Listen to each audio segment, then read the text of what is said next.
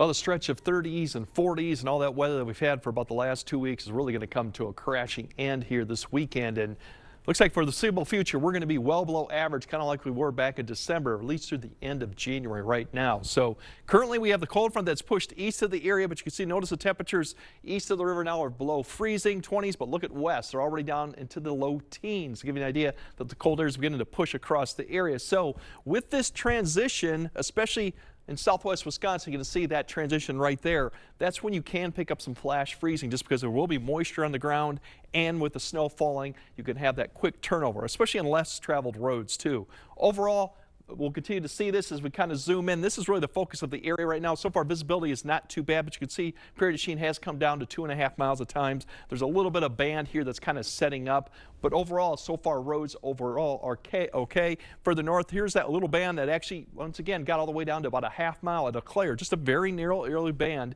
So that's what we're going to continue to monitor throughout the evening, is these can drop visibilities down briefly. Really, the focus, I think, going on is going to be south of Eau Claire, I-90 and further south, what we're going to see most of the night. And you can see it picks up a little bit, I think, in coverage as we go closer to it. Now 9 or 10, you can see here's these streaks picking up, these snow showers. So I think later on this evening, between about 9 to 10, even 11, some of these areas once again could get down into that half mile with the wind beginning to pick up. So the blowing and drifting could continue all the way at least through midnight.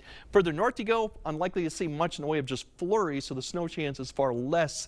And as we go throughout the nighttime, you can see it persisting all the way through 3 to 4 in the morning. So, and kind of actually getting a little bit of coverage towards tomorrow morning. So if you're south of I-90, the snow is going to be continuing all night, off and on. Further north, less likely you're going to see much in the way of snowfall. Tomorrow, it's really just morning activity, flurries and a few snow showers. You can see those kind of bundled up. The stronger, actually the more heavier type of snow showers will probably be further to the east during the day. So really, it's going to be a breezy, cloudy, and much colder day. There's your temperatures in the afternoon, teens and even some single digits too. So once again, far less than we've seen before.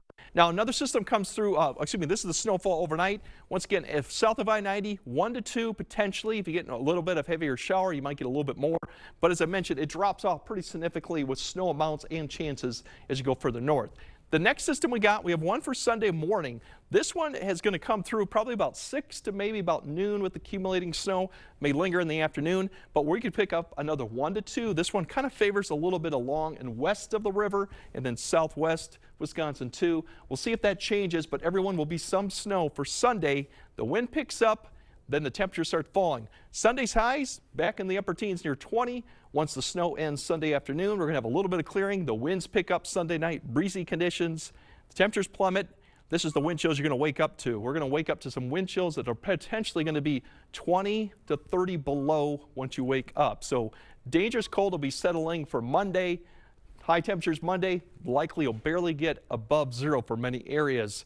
That'll continue for Tuesday. Our temperatures do improve through the middle of the week with a few snow chances here and there. And then we have another drop in temperatures towards the end of the week with more snow chances. But the snow chances and even amounts next week are fairly light right now. So welcome back to winter after our little brief reprise into kind of springtime temps a little bit. I didn't know it went away. Well, compared to what we've had, 50-degree weather a few days ago. Yeah, fairly mild winter up until this point. Yeah. All right, thank you, Greg.